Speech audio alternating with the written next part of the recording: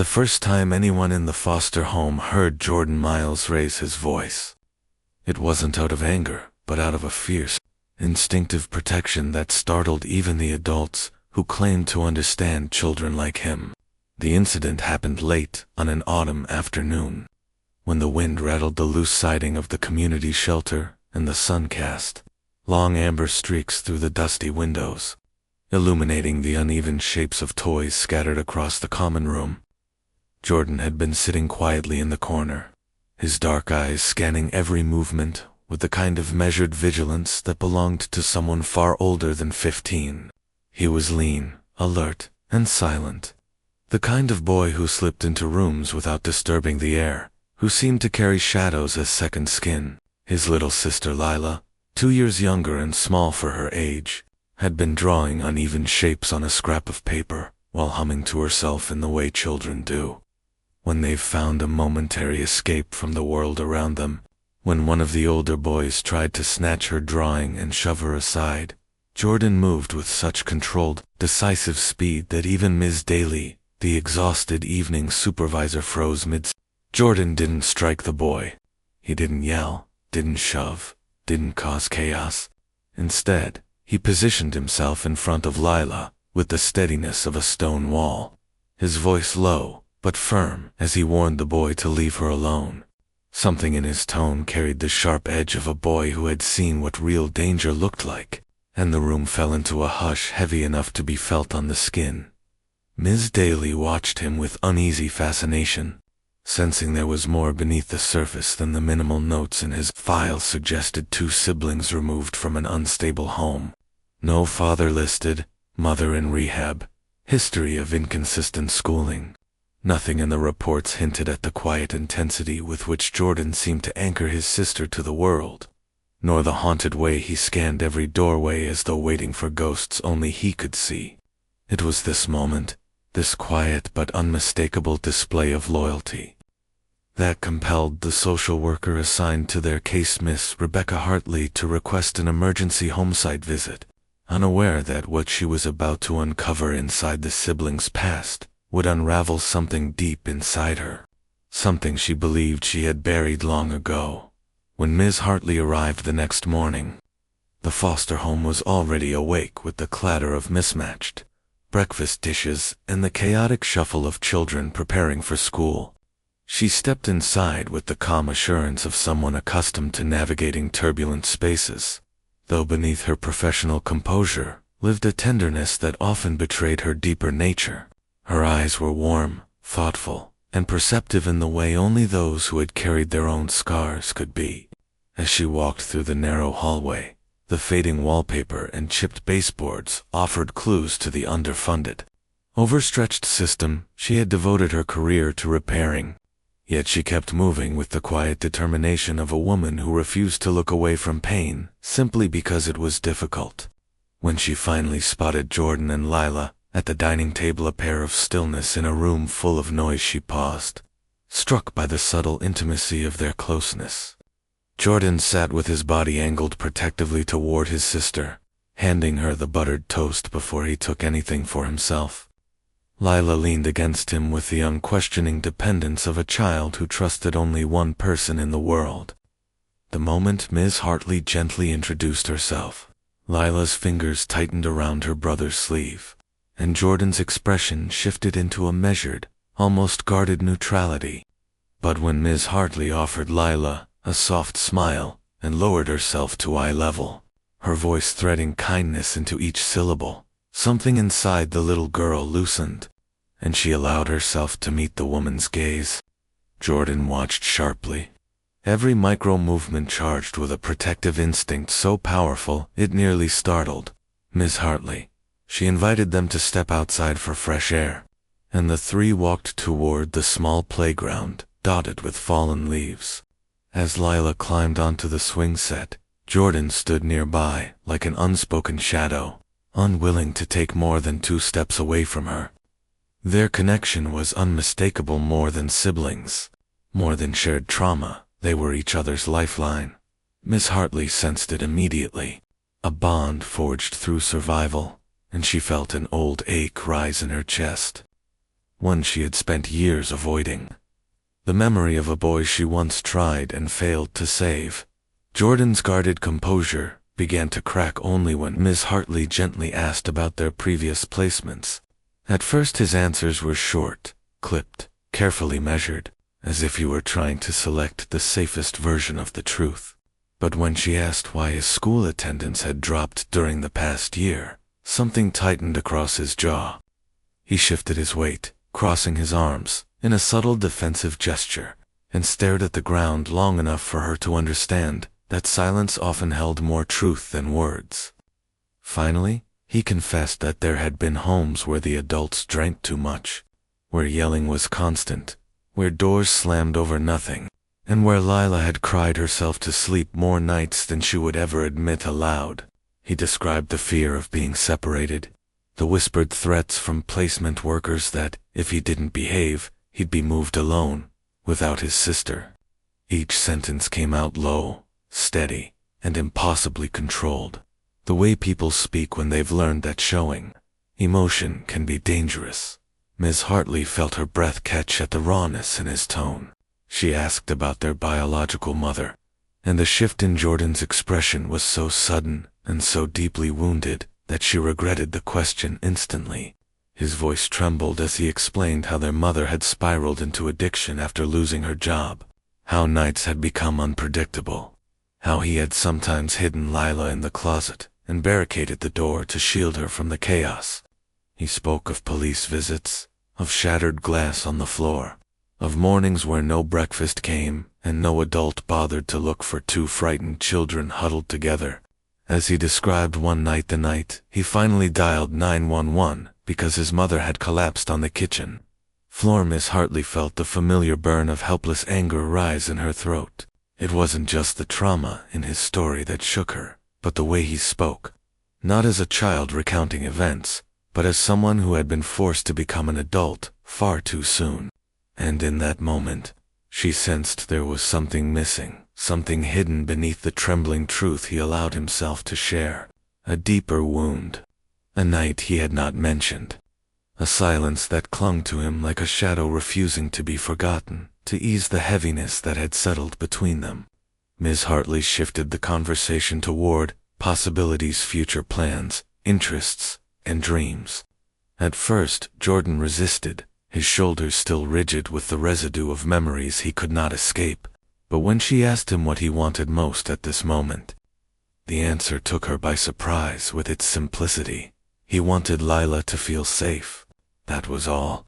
No mention of his own needs, no wish for comfort, no desire for escape, just safety for his sister. The purity of his response stirred something deep inside. Ms. Hartley. She invited the children for a supervised outing later that week. Ice cream cones at the park followed by a brief assessment meeting at her office.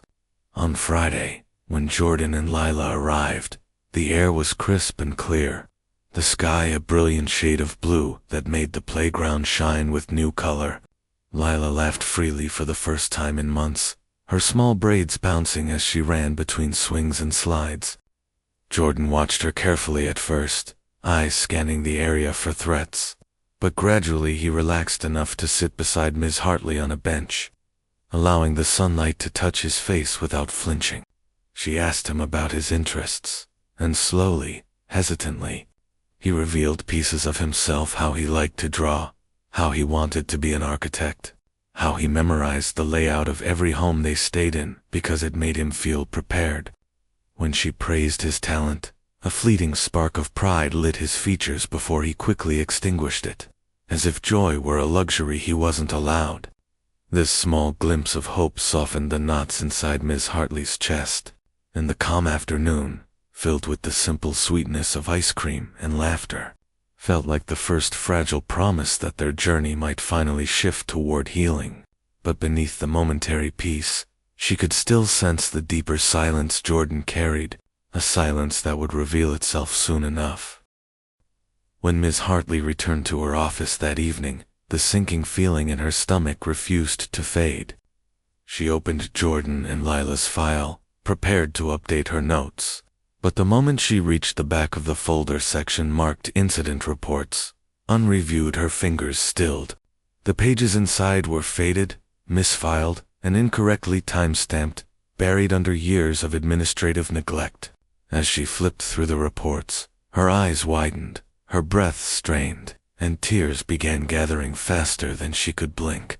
One document detailed the night Jordan had hinted at, but never fully described, the night their mother, in a drug-induced haze, had turned violent.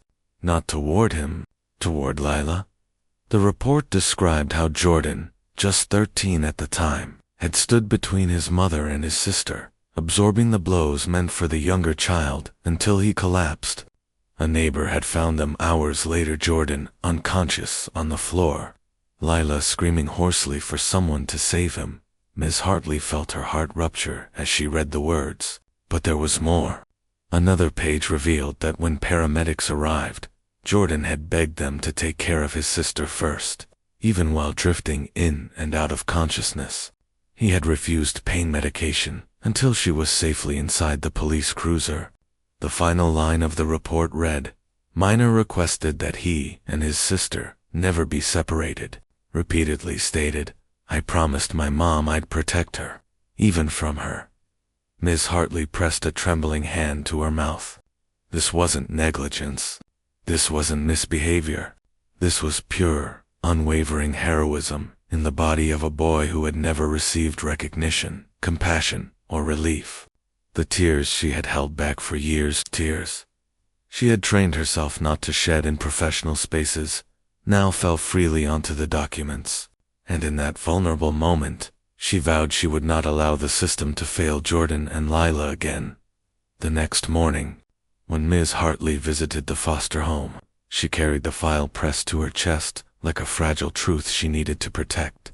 Jordan greeted her at the door with his usual quiet caution, but this time she couldn't mask the emotion clouding her expression. She requested to speak with him privately, and they stepped into the backyard where the early sun cast long beams of gold across the grass. She knelt slightly so her eyes met his, and for a long moment she said nothing, unable to trust her voice. When she finally spoke, her words trembled with a sorrowful admiration she could no longer contain. She told him she had read the incident reports.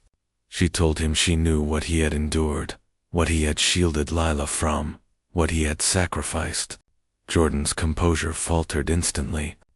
His breath deepened, his shoulders stiffened, and his eyes flickered with a mixture of fear and shame, an instinctive reaction from someone who had learned that revealing pain often led to more suffering.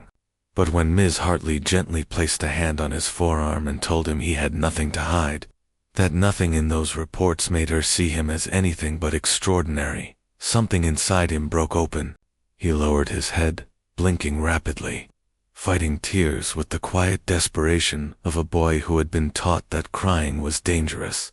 She told him he was brave beyond words, wise beyond his years, and kinder than any child should have to be. She told him he had saved his sister not once, but again and again. In every home they had passed through, in every night he had stood guard, in every moment he had chosen her comfort over his own. As her voice softened, Jordan's shoulders finally sagged, and the tears he had spent years locking behind walls slipped silently down his cheeks. For the first time since entering the system, he was seen not as a case, not as a file, not as a problem to manage, but as a child who had carried a mountain with no one to help lift it. Seeing the depth of Jordan's vulnerability, Ms. Hartley knew she needed to do more than offer words. She needed to fight for their stability. She spent the next weeks preparing a placement recommendation unlike any she had written before, a proposal to keep the siblings together permanently in a therapeutic foster home with trauma-trained parents who specialized in long-term care. She assembled every document, every report, every piece of evidence that demonstrated Jordan's unwavering loyalty, his emotional intelligence, and his remarkable resilience. At the hearing, she spoke with a conviction that silenced the courtroom. She described Jordan not as a troubled foster child, but as a protector, a caretaker, a gentle guardian forced too early into roles most adults could not bear. Lila sat beside him, clutching his hand, her head resting lightly on his shoulder, her trust in him radiating like a quiet beacon. The judge listened intently, and when Ms. Hartley concluded with a heartfelt plea to honor the sacrifices Jordan had made, the room fell into a profound hush. The judge approved the placement immediately. The new foster parents, a couple with warm smiles and soft voices, welcomed Jordan and Lila into their home that evening, embracing them with the kind of gentle certainty that only people who had dedicated their lives to healing could offer. Jordan watched as Lila explored her new bedroom, her laughter echoing down the hallway, and he felt an unfamiliar sensation unfurled inside his chest. Hope, tentative and trembling, but alive. In the kitchen, Ms. Hartley handed him a folder containing his new care plan, his educational support, and an open invitation to her office any time he needed guidance. He thanked her quietly, his voice raw from emotion, and she responded with a smile that carried both pride and sorrow, knowing their paths had intertwined at exactly the moment he needed someone to fight for him. Months later, on a mild spring afternoon, Ms. Hartley visited the home again for a routine check-in. She arrived to find Jordan sitting on the back porch, sketching quietly in a notebook while Lila played in the garden nearby, her hands stained with soil and her cheeks flushed from laughter. The sight warmed something deep within Ms. Hartley, a confirmation that the fragile future she had fought to protect was finally taking root. She sat beside Jordan, glancing at his drawing, and was struck by the detail and emotion in every line. He had sketched the image of a small child clinging to an older brother, shadows surrounding them, light breaking from behind in thin but unwavering rays. She realized he was drawing his memory, reclaiming his trauma in strokes of ink. When he looked up at her with a shy, uncertain smile, she felt the weight of their shared journey settle gently into place. He thanked her not with dramatic words, but with a quiet sincerity that carried the force of everything he had survived. She told him he had built this peace himself, that she had only cleared the path. As the afternoon sunlight softened across the yard, Jordan closed his notebook and joined his sister, lifting her easily onto the swing and pushing her gently. His face softened into a smile that no longer held fear, and in that small, ordinary moment, the laughter of a child, the peaceful presence of a boy finally allowed to be young, the warm quiet of a home that felt safe. Ms. Hartley felt tears rise once more, but these were not tears of grief. They were tears of healing, of witnessing redemption take shape in the lives of two children who had never been given a chance to rest. As she stepped back toward her car, the breeze carrying Lila's laughter across the yard, she let the truth settle inside her like a blessing. Some files do not simply hold information. They hold lives, and some lives, once finally seen, have the power to soften even the most guarded hearts. And for Jordan Miles, the boy who learned too early how to protect, his greatest transformation came not from fighting, but from finally being allowed to be held.